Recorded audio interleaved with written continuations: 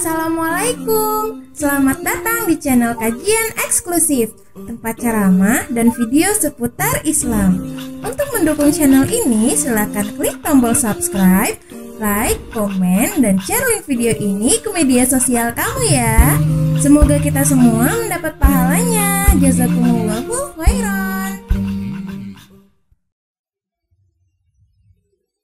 Gila nggak tuh? Tapi terjadi nggak sekarang? Terjadi. Giliran orang nikah diributi. Din Samsudin nikah umur 65. Udah tua kok kawin. Tua kok kawin. Kawin itu kan syariat Islam. Betul. Perintah Allah kawin itu. Fankihu ma tabalakum minan nisa'i mathna wa thulatha wa ruba' fa in khiftum alla ta'dilu fawahidah. Nikahlah kamu, nikahkan kamulah wanita-wanita yang layak untuk dinikahi, 2, 3 atau 4. Akan tetapi kalau kamu tidak mampu berbuat adil, 1 lebih baik bagimu. Perintah Allah bukan? An-nikahu sunnati, nikah itu adalah sunnahku. Waman raghiba an sunnati, siapa benci dengan sunnahku, kata Nabi, dipecat jadi umat Nabi. Falaisa minni, bukan umatku. Tiba-tiba ada orang nikah diributi. Udah tua kok nikah lagi. Terus disuruh apa dia? Suruh zina. Nikah kan syariat Islam, betul? Kenapa kita bilang remeh, kita ejek-ejek, kita sinis? Nggak boleh rupanya orang tua kawin. Siapa ngurus dia kalau dia nggak punya istri? Saya bilang sama istri saya 1. Saya bilang, kalau aku mati, ku harap kau jangan nikah lagi. Aku tak suka kau nikah lagi. Kata istri saya, enggak lah bang, masa awak nikah lagi, awak udah tua. Kalau mati nanti awak hidup sendiri aja, kan ada anak-anak perempuan, anak perempuan kita 2. Biarlah kita dengan anak-anak, ada pesantren, saya ngajar pesantren putri saja. Jangan kau kawin. Kalau kawin lagi aku datang, ku banting tempat tidur. Aku yang bikin rumah, aku yang beli tempat tidur, naik pula orang lain, ku banting lah malam-malam. Ketawa dia, abang aja. Iya betul, aku serius. Nggak suka aku lihatnya. Tiba-tiba beberapa saat kemudian dan nanya, kalau saya mati bang, abang kawin lagi? Ku tengok mukanya. Dia bilang, iyalah dek, kawin lagi lah. Aku, abang, iya, siapa yang ngurus aku? Kalau kamu, anakmu perempuan bisa ngurus kamu. Kalau aku, siapa ngurus aku? Anak perempuanku ngurus, cemburu lakinya. Lama kali kau di kamar bapak, ngapain aja kau? Mandikan bapak. Apa enggak geger rumah tangganya? Iya ya bang, makanya kalau kau mati aku mesti kawin lagi. Paling tidak ada yang ngurus aku lah. Kata istri saya, iya bang, awak rela kalau gitu. Bagus, orang masih hidup pun kau boleh aku kawin lagi. Masa nunggu kau mati nggak boleh, enggak? Itu Islam. Tiba-tiba kita hina orang kawin lagi, nikah lagi. Iya, nikah itu sunnahku, kata Nabi. Siapa benci dengan sunnahku bukan umatku. Kok kita benci orang menikah? Satu hari Abdul Muthalib membawa anaknya Abdullah, bapak Rasulullah, ke Madinah melamar seorang istri untuk Abdullah. Namanya Ibunda Aminah binti Wahab, seorang wanita Bani Najjar, orang Madinah yang sangat agung. Waktu melamar Aminah, mau nikah, di samping Siti Aminah ibu Nabi ada wanita cantik, muda. Ditanya sama Abdul Muthalib, kamu siapa? Kalau orang Sumatera Utara bilang pandongan itu. Kalau orang Rantau Prapat bilang kalau pengantin perempuan ada pendampingnya, gadis juga namanya pandongan, pendamping. Apa namanya kalau di sini?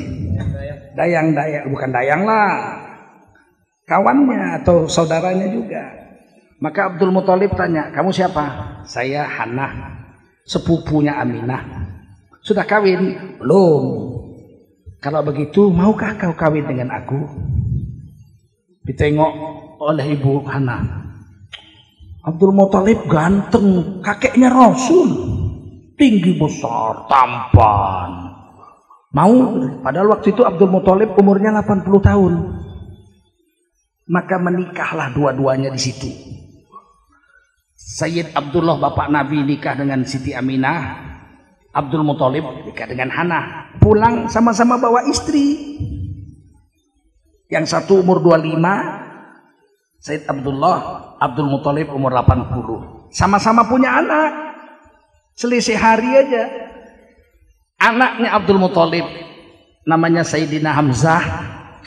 Anaknya Sayyid Abdullah Muhammad Rasulullah Sallallahu Alaihi Wasallam. Berbeda hari sedikit dan sama-sama disusukan oleh seorang wanita yang sama, yaitu budaknya Abu Lahab, namanya Suwaibah. Jadi Nabi dengan Sayyidina Hamzah sempat satu susuan beberapa hari, sampai datanglah wanita dari pegunungan Bani Sa'ad bersama suaminya Abu Zaid. Diambillah Nabi dengan wanita ini, namanya Halimatus Sa'diyah, disusukan di pegunungan Bani Sa'ad dan dipelihara sampai umur 6 tahun di pegunungan Bani Sa'ad. Tidak ada satupun orang yang menghina Abdul Muthalib menikah umur 80.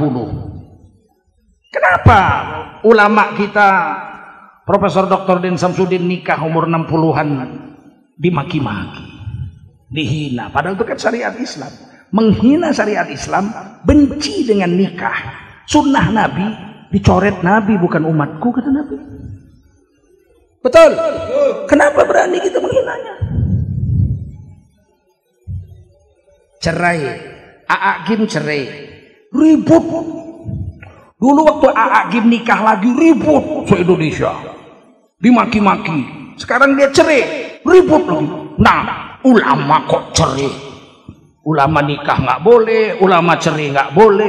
Ulama itu harus, kalau istrinya nggak beres harus dibina supaya beres. Namanya ulama. Udah loh, lebih pandai kau dari ulama.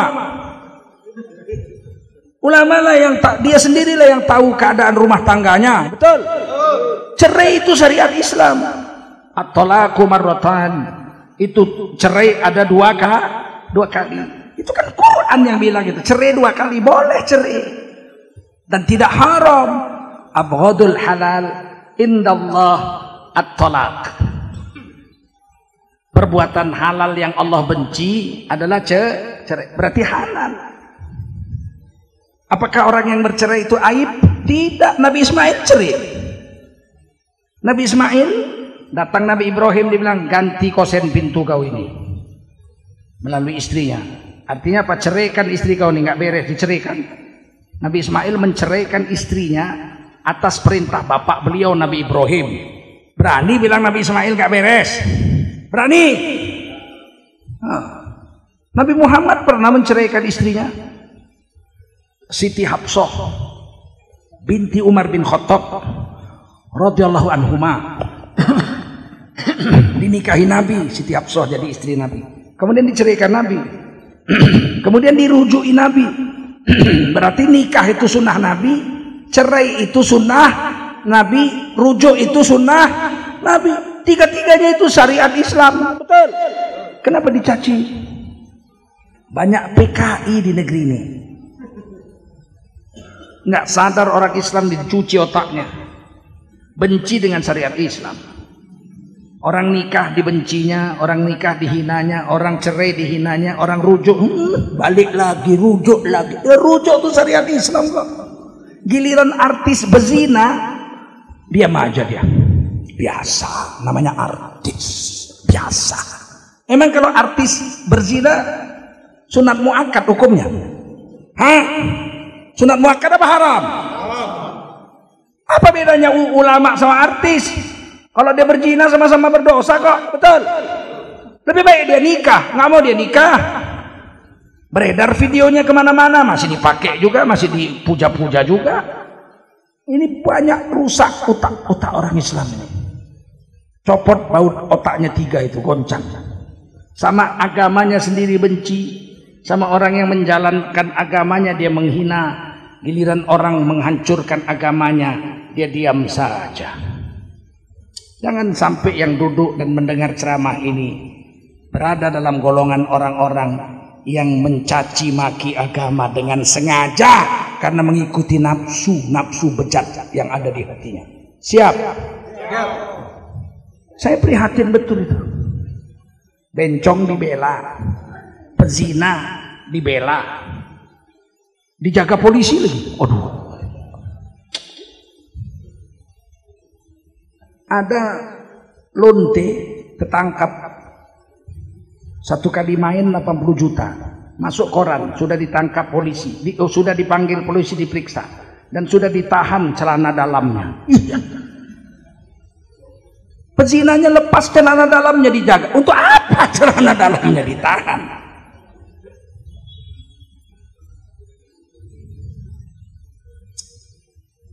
Nggak ngerti kita gimana hari ini agama ini.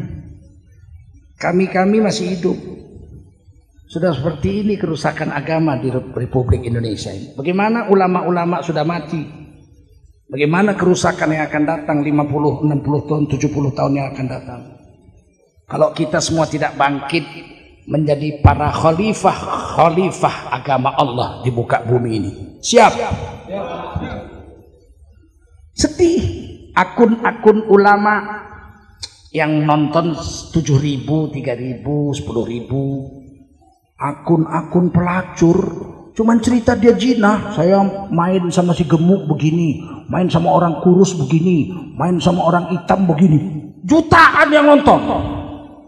Apa kerja orang Islam Indonesia ini?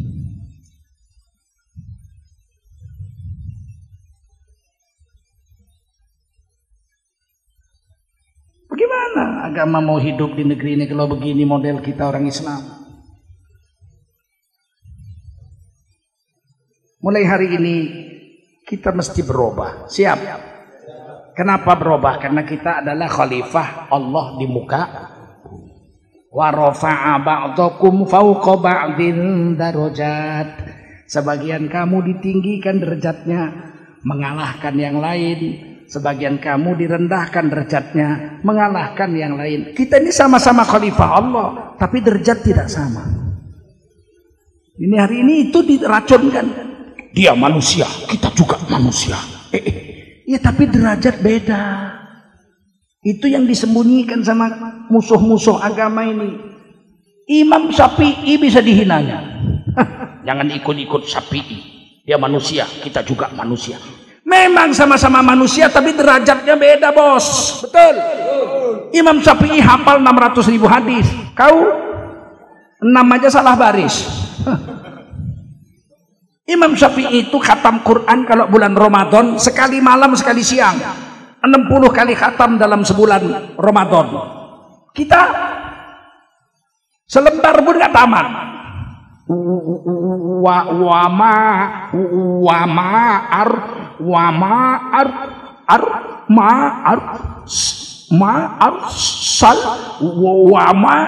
Sal pingsan gurunya, masuk rumah sakit, darah tingginya kumat.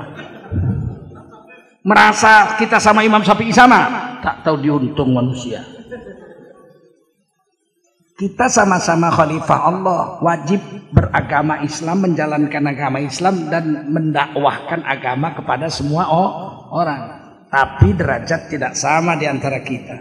Ada yang jadi nabi, 124.000 nabi, 313 rasul, 25 rasul pilihan, 5 rasul ulul azmi, 1 sayyidul anbiya wal mursalin.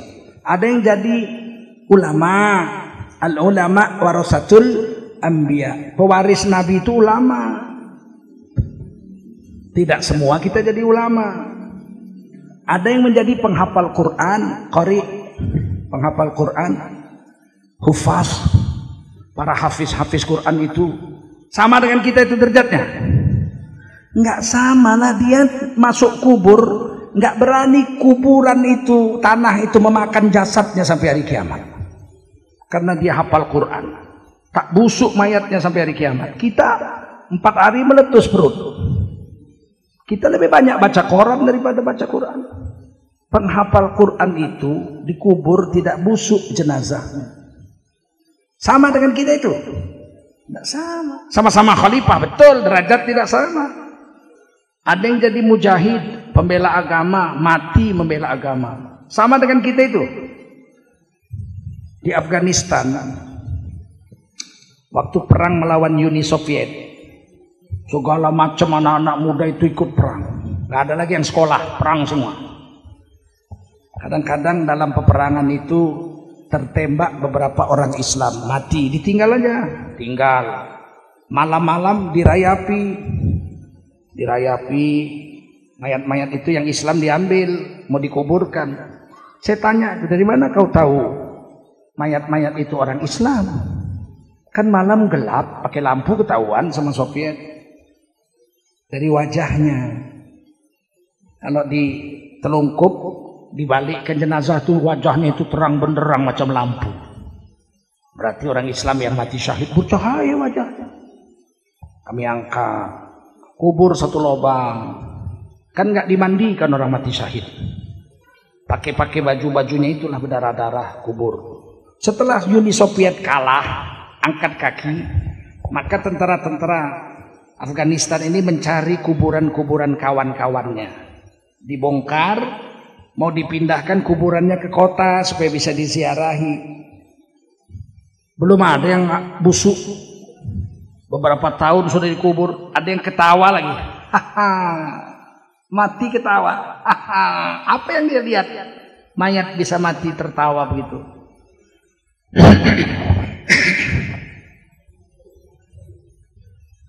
Kenapa orang-orang soleh matinya tersenyum atau tertawa? Karena dia sudah melihat sorga ketika nyawanya dicabut itu.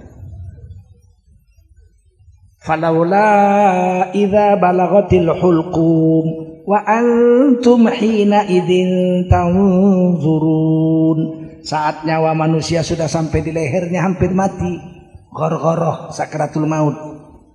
Pada saat nyawamu sudah sampai di kerongkongan hampir mati. Wa antum hina idzin tanzurun. Saat itu kamu sudah melihat tempat yang akan kau tuju setelah matimu. Makanya ahli-ahli sorga itu senyum-senyum, udah nampak sorga. Tapi kalau dia ahli neraka, udah nampaknya neraka, nggak mau dia berangkat. Kata malaikat, ayo berangkat. Puk, ditinju malaikat wajahnya. Wa yadribuna wujuhahum wa adbarahum. Ditinju wajahnya, ditinju punggungnya. Muncrat darah dari kuping, dari matanya, dari hidungnya, dari mulutnya keluar darah. Ditinju malaikat. Cabut nyawanya dengan sekuat-kuatnya. Matilah dia dalam keadaan menyeringai kesakitan. Itu yang bilang Quran surah Al-Waqiah itu. Dan hadis-hadis Rasul. Samakah derajatnya mujahid dengan kita? Sama?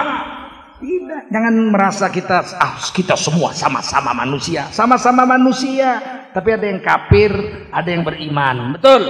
Ada yang soleh, ada yang bejat. Betul? Ada yang ulama, ada yang gembel. Tak sama derajatnya itu. Tetapi Quran mengatakan di antara kamu semua para khalifahnya yang Islam ini, yang paling mulia adalah yang paling takwa. Inna akramakum indallahi atqakum. Meskipun kita orang bodoh, tidak ulama, tapi kita takwa, jalan di atas rel agama ini. Kita mulia di sisi Allah SWT. Paham? Meskipun ulama, hafal Quran, hafal hadis, kalau bejat, ulama tapi korupsi, tangkap sama polisi, di pengadilan ditanya, Anda mencuri? Silap Pak Hakim. Apa hukumnya mencuri? Haramlah Pak Hakim, masa sunat muakkad. Berilmu dia, tapi dia kerjakan juga dosa itu. Tak mulia dia karena dia tidak bertakwa. Oleh karena itu derajat itu berbeda-beda. Tapi bagaimanapun beda-bedanya, yang paling mulia adalah orang yang paling takwa. Mudah-mudahan kita jadi orang yang bertakwa. Kalau kita bertakwa, urusan dunia beres. Tak sibuk orang bertakwa. Ada orang sibuk cari makan sampai ke Malaysia 3 tahun nggak pulang, pergi ke Hong Kong kerja di sana 5 tahun nggak pulang, pulang-pulang bininya udah nambah anak. Waktu aku pergi dulu anak kita 2, kok sekarang jadi 3. Kepepet mas, sialnya hidup. Tapi orang bertakwa dijamin, kata Allah, wa may yattaqillaha yaj'al lahu makhraja wa yarzuqhu min haitsu la yahtasib. Siapa orang yang bertakwa, maka Allah selesaikan kesulitan hidupnya. Allah yang menyelesaikan kesulitan hidupnya. Allah jadikan jalan keluar dari kesulitan hidupnya. Bukan dia yang nyari jalan keluar, tuh Allah yang beri. Dan sebagai bonusnya, bonus wa yarzuqhu min haitsu la yahtasib. Dia dapat rezeki dari jalan yang tidak disangka-sangka. Siapa memberi rezeki? Siapa? Innallaha yarzuqu man yasha' bighairi hisab. Sesungguhnya Allah memberi rezeki kepada siapa Allah mau tanpa perhitungan banyaknya. Orang bertakwa, kesulitan hidupnya dibereskan Allah dan rezeki diberi. Ini ada satu kisah nih tentang ayat ini, disebut doa 1000 dinar. Apa namanya? Ada sebabnya. Satu hari sahabat Nabi miskin, tidak ada makanan, tidak ada duit. Habis sholat zuhur, dia pulang ke rumah, dia bilang sama istrinya, ada makanan? Tidak ada. Duit pun tak ada. Kan abang yang cari makan, aku pun lapar juga, kata istrinya. Kata suaminya, ya udah kalau begitu aku minta tolong dulu sama Allah. Dia berwudu dengan sempurna, dia datang lagi ke masjid siang-siang habis zuhur. Dia sholat 2 rakaat. Dia doa, ya Allah, berilah aku rezeki untuk makan. Hari ini tidak ada duit, tidak ada makanan. Setelah selesai berdoa dia pulang. Sampai rumah dia tanya sama istrinya, sudah ada makanan? Belum. Tadi yang cari abang. Ah, tak mungkin Allah dusta.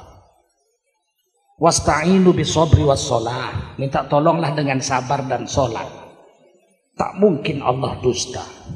Mesti sholatku yang belum beres nih. Dia wudhu lagi, pergi lagi ke masjid, sholat lagi dia. Minta doa, ya Allah berilah aku makan rezeki hari ini dengan istriku. Habis doa nangis-nangis balik ke rumah. Udah ada duit? Belum, kata istrinya. Makanan udah ada? Kan abang yang cari. Ah, berarti sholatku belum beres. Tak mungkin Allah dusta. Minta tolong dengan sabar dan sholat. Wudhu lagi, sholat lagi, berulang-ulang sampai akhirnya dia pingsan di tengah jalan. Lemah pingsan. Sadar-sadar sakit perut. Dia pergi ke tempat yang terpencil di balik gunung. Dia pun buang air. Sedang dia buang air besar, di depannya ada lubang. Keluar tikus. Bawa uang emas 1 keping. Dinar namanya. Diletakkan uang emas, tikus masuk ke lubang. Keluar lagi, letakkan lagi uang dinar 1 keping lagi, masuk lagi ke dalam. Keluar lagi, letakkan lagi uang emas 1 keping. Sampai 17 keping uang emas. Setelah 17 keping uang emas, tikus itu masuk dan tidak keluar lagi. Selesai istinja, diambilnya duit itu. Dia berlari-lari ke rumah Rasulullah SAW di samping Masjid Nabawi. Dia, ya Rasul, ada yang ingin saya tanyakan, hal penting. Apa kata Nabi? Saya tidak ada makanan, tidak ada uang. Saya minta tolong dengan sholat berulang-ulang sampai saya pingsan. Ketika saya sedang buang air besar, ada tikus keluar dari lubang, diantarnya 17 keping uang emas ini. Halalkah uang ini untukku? Dilihat Nabi, senyum Nabi. Wa may yattaqillaha yaj'al lahu makhraja wa yarzuqhu min haitsu la yahtasib. Siapa yang bertakwa kepada Allah, Allah carikan jalan keluar dari kesulitan hidupnya, dan Allah beri rezeki dari jalan yang tidak disangka-sangka. Bawa pulang duit ini, kasih makan istri anakmu. Dia pun pulang ke rumah, selesai urusan, tidak ada apa-apa masalah. Coba kalau kita lagi buang air besar, datang tikus, sekeping uang emas. Balik lagi 17 keping, habis itu masuk tikus tuh nggak keluar lagi. Apa yang terjadi? Kita pulang ambil sekop. Kita sekop tuh lubang. Kenapa cuma 17 keping? Jangan-jangan masih ada 17 keranjang di dalam. Karena yakin kita dengan tikus. Sahabat yakinnya dengan. Nampak kalian itu derajat orang bertakwa dengan tidak tuh, nampak nggak? Nampak nggak? Kalau orang sekarang masuk TV langsung ditangkapnya tikus. Tikus ajaib. Jadi penyembah tikus dia. Ini yang perlu kita sadari betul itu. Kalau orang bertakwa urusan surga saja beres, apalagi urusan dunia yang jelek ini. Orang bertakwa masuk surga nggak diperiksa-periksa, nggak diperiksa-periksa. Wasiqal ladzina taqaw rabbahum ilal jannati zumara. Orang bertakwa digiring masuk surga serombongan, tidak diperiksa-periksa. Hatta idza ja'uha wa futihat abwabuha.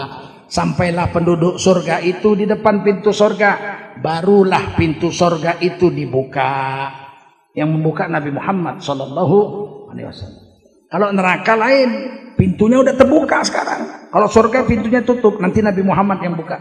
Pakai wa dia, wa futihat abwabuha, barulah pintu surga dibuka. Kalau neraka enggak. Wasiqal ladzina kafaru ila jahannam zumara. Allah giring orang kafir serombongan masuk neraka, enggak diperiksa-periksa. Hatta idza ja'uha futihat abwabuha. Sampailah penduduk neraka di depan pintu neraka sudah terbuka lebar. Siapa pula yang buka? Nggak ada yang buka. Nampak bedanya itu? Walaupun kita sama-sama manusia, beda derajat di sisi Allah Subhanahu wa ta'ala. Orang bertakwa masuk surga nggak diperiksa. Kenapa? Karena surga untuk dia. Uiddat lil muttaqin. Surga memang diciptakan untuk orang bertakwa. Dan kita disuruh merebutnya. Wasari'u ila maghfiratim mir rabbikum wa jannatin arduhas samawati wal ard uiddat lil muttaqin. Rebutlah tempat pertama untuk mendapatkan surga, dan rebutlah tempat pertama untuk mendapatkan ampunan dari Tuhanmu. Rebut tempat pertama untuk dapat surga, yang mana luas surga itu seluas seluruh langit ditambah seluruh bumi. Tapi surga itu diciptakan untuk orang-orang yang bertakwa. Sedangkan orang kafir masuk neraka. Kenapa? Karena neraka untuk orang kafir. Fattakun narallati waquduhan nasu wal hijarah uiddat lil kafirin. Takutlah kamu dengan neraka yang bahan bakarnya adalah batu dan manusia. Yang dijanjikan Allah neraka itu untuk orang-orang kafir. Orang-orang yang kuat, orang-orang bilang kafir jadi larang sekarang. Mana hari ini kita 230 juta lebih di Indonesia. 37 juta lagi kongsi-kongsi agama lain. Bilang kafir aja nggak boleh sekarang. Apa negara kita sekarang? Ikut pula orang-orang Islam melarang, yang bilang kafir itu menghina. Siapa yang menghina? Ayat Quran mana ada menghina? Betul. Mana ada firman Allah menghina? Qul ya ayyuhal kafir. Mana ada ayat Quran menghina? Kalau ada orang Islam mengatakan kata-kata kafir itu menghina, dia murtad dari Islam. Karena menuduh firman Allah itu menghina orang. Paham? Jaga mulut, jangan ikut-ikutan. Jangan ikut-ikutan kita membenci Islam, padahal kita orang Islam. Inilah gunanya ngaji nih, menukar pola pikir.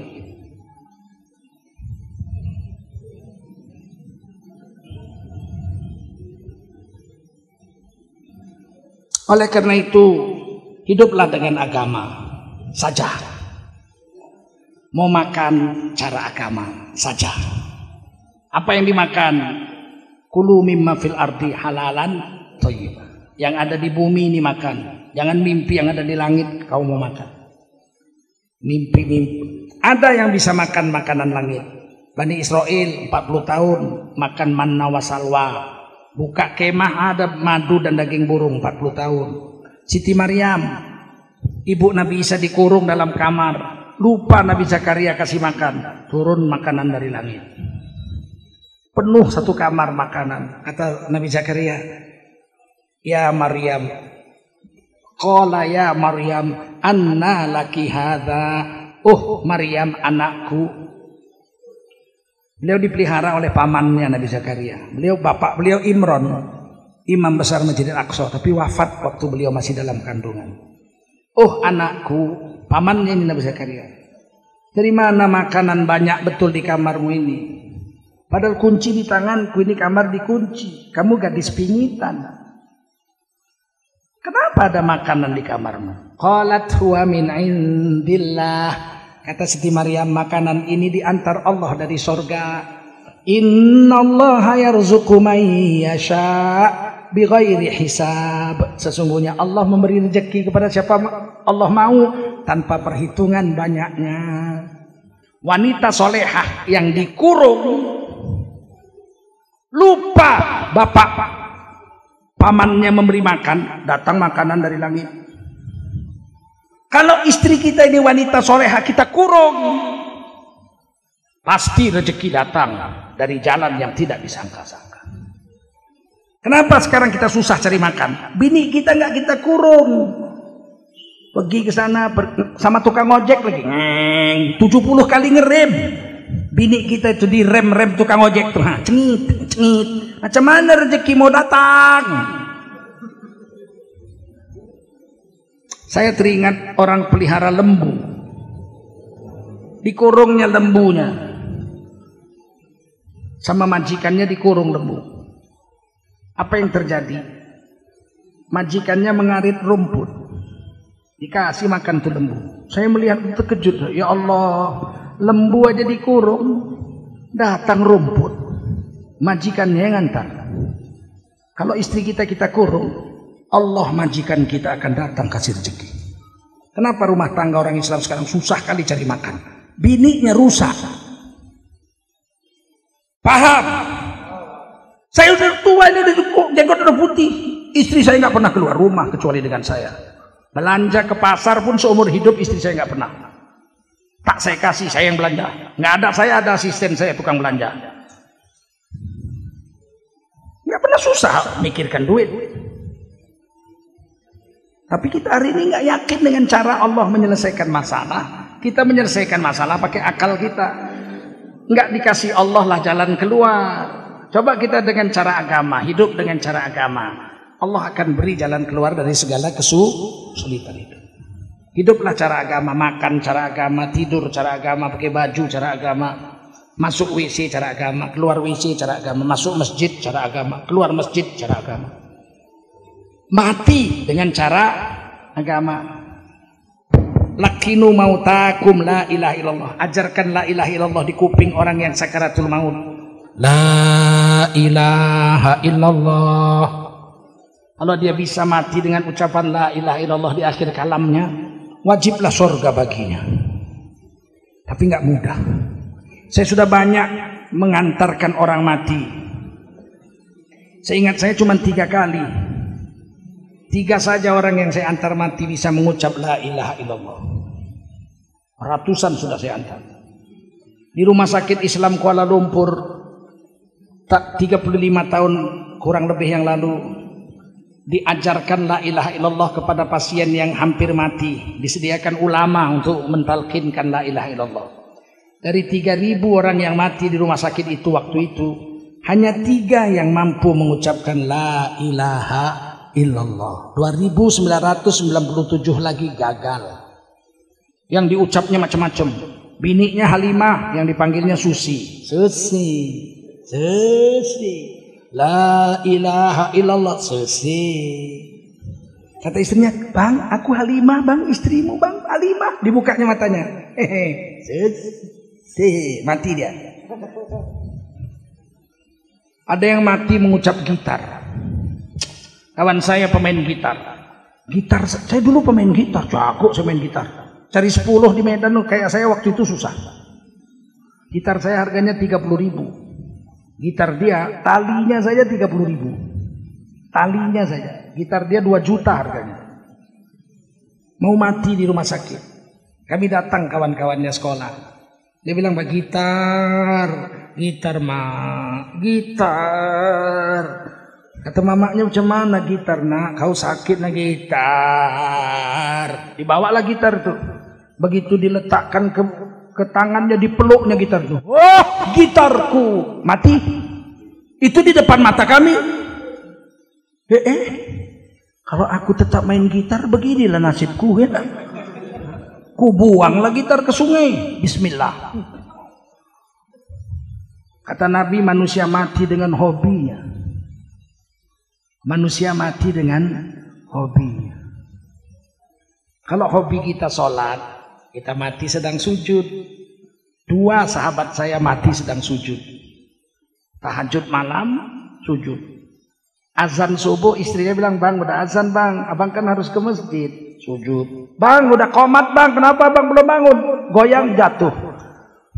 Mati sedang sujud tengah malam waktu tahajud. 2 orang. Pak Tamim dengan Haji Hasan. Mati sedang sujud. Ada kawan saya mati sedang dakwah. Sedang ceramah ini, mati. Masya Allah. Tapi ada yang sedang joget. Biring-biring, nanti biring. Jatuh, mati. Karena kata Nabi, manusia mati dengan hobinya. Oleh karena itu, pilihlah hobi. Pilihlah hobi. Tentu hobi itu tidak bisa yang wajib. Sholat wajib 5 kali, mana bisa jadi hobi. Puasa Ramadan, saya hobi kali puasa Ramadan, nggak bisa. Kalau kita tinggalkan berdosa. Betul.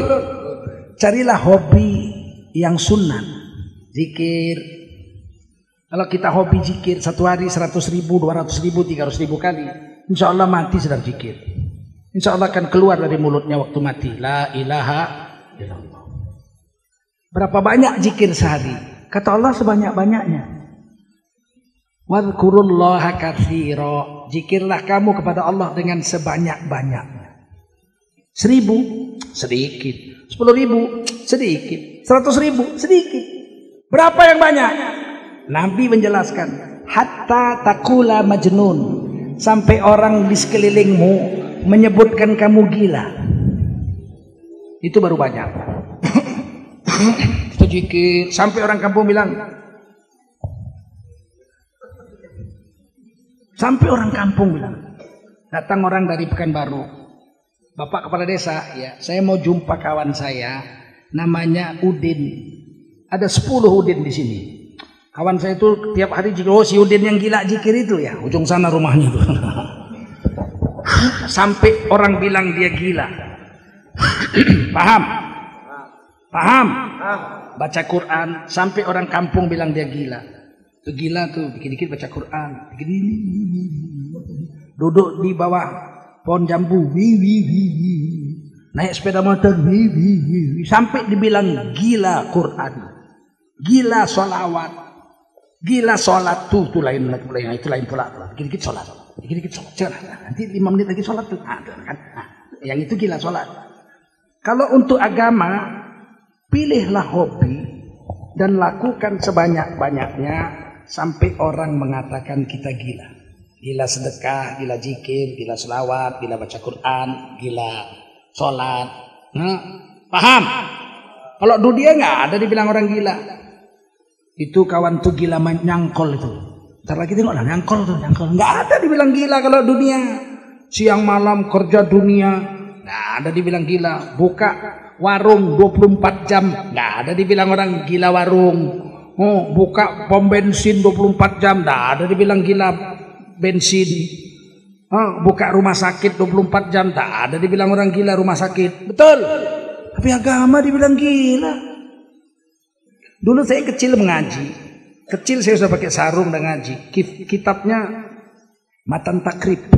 Kawan saya tua-tua semua. Yang sudah tua, anak-anak satu-satunya saya sendiri.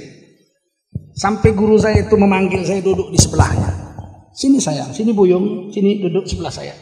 Jadi saya ngaji itu, saya lihat guru saya membaca kitab, saya sebelahnya.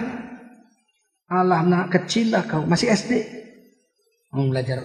Apa kata orang kampung? Kau jangan belajar agama terlalu, kau nanti gila kau. Iya, belajar agama dibilang gila. Mana ada orang belajar agama gila? Yang gila yang nggak mau belajar agama, betul? Betul. Udah tua nggak mau belajar agama, itu yang gila. Kalau belajar agama dari kecil sampai mati, itu nggak gila, disuruh Nabi. Menuntut ilmu itu minal mahdi ilal lahdi, dari lahir sampai mati. Kok dibilang gila? Nabi aja suruh sampai mati. Nuntut agama itu. Dibilangnya pula gila. Kalau kita ikuti ini manusia-manusia ini rusak kita semua. Betul? Ikuti agama saja. Siap? Siap. Pesan saya terakhir, jangan pedulikan orang yang menghina agama. Nanti menyesalnya dia mati itu.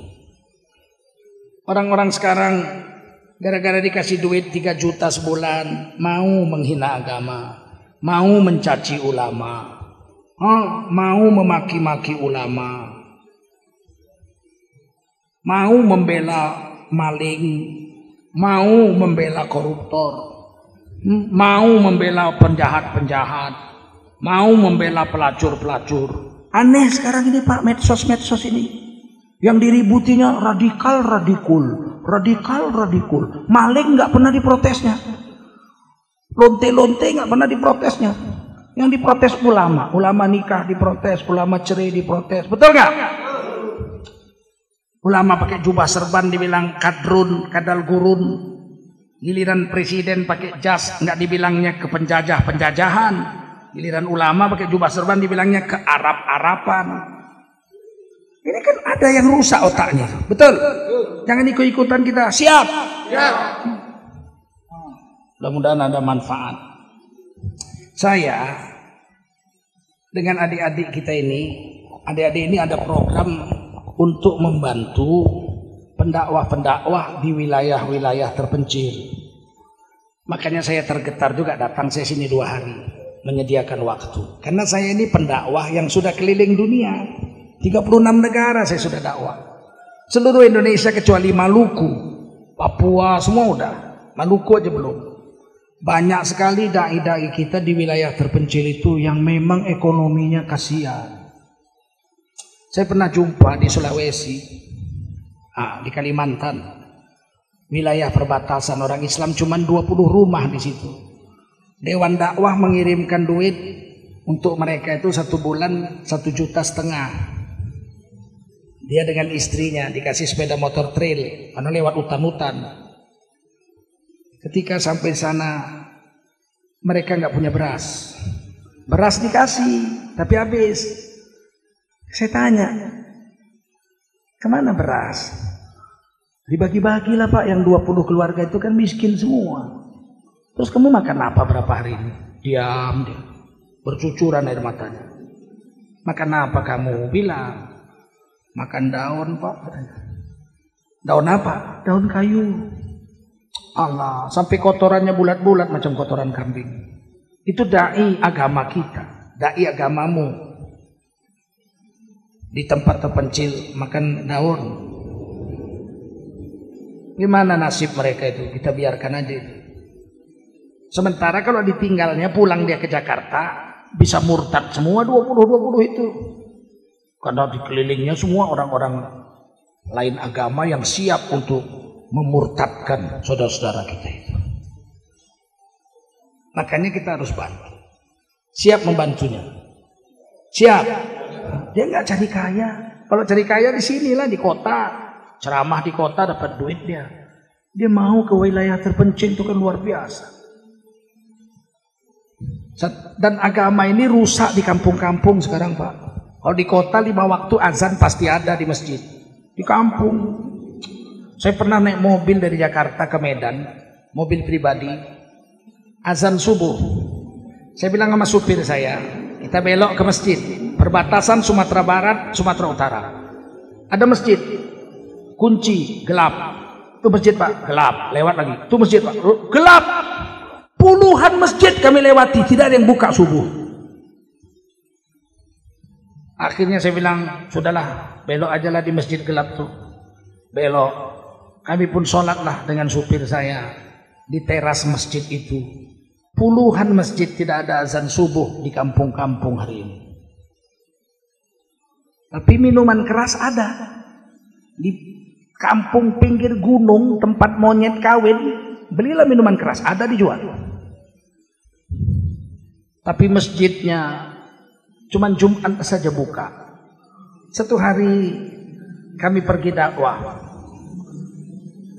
9 sampai 12 jam di tengah laut, dapat pulau 100% orang Islam. Sudah 2 tahun tidak ada sholat Jumat. Kita itikaf di masjidnya, anak-anak muda situ bilang, Pak, sudah 2 tahun masjid kami tidak ada sholat Jumat. Kenapa? Apakah kalian tidak banyak orang Islam? Sekampung ini, sepulau ini Islam semua Pak. Kenapa nggak dibuat sholat Jumat? Khotibnya mati, nggak ada penggantinya. Allah, 2 tahun. Kita kumpul anak-anak muda situ yang punya bakat-bakat baca Quran, dididiklah seminggu jadi khotib Jumat, dituliskanlah rukun-rukunnya. Sebelum apal bacalah ini, bikinlah khutbah Jumat. Bayangkan 2 tahun nggak ada sholat Jumat di wilayah-wilayah terpencil sana. Maka kami memutuskan itu tetap, kalau saya 40 hari, 1 tahun pasti saya akan keluar dakwah dengan duit saya sendiri, dengan diri saya sendiri ke wilayah-wilayah terpencil, Mentawai, Semelu, Nias, Tanah Batak, Sidikalang. Saya usahakan itu dari muda, dari tahun 1988 saya buat itu. Ustadz Abdul Somad pergi dakwah ke suku Talang Mama, betul? Ya, memang harus begitu. Tapi kalau kami tak perlu kalian tolong pakai duit, banyak duitku, mobilku 4, 2 di Jakarta, 2 di Medan. Tak perlu kalian tolong kalau saya dakwah ke daerah. Yang perlu kalian tolong dai-dai yang lemah-lemah itu. Paham?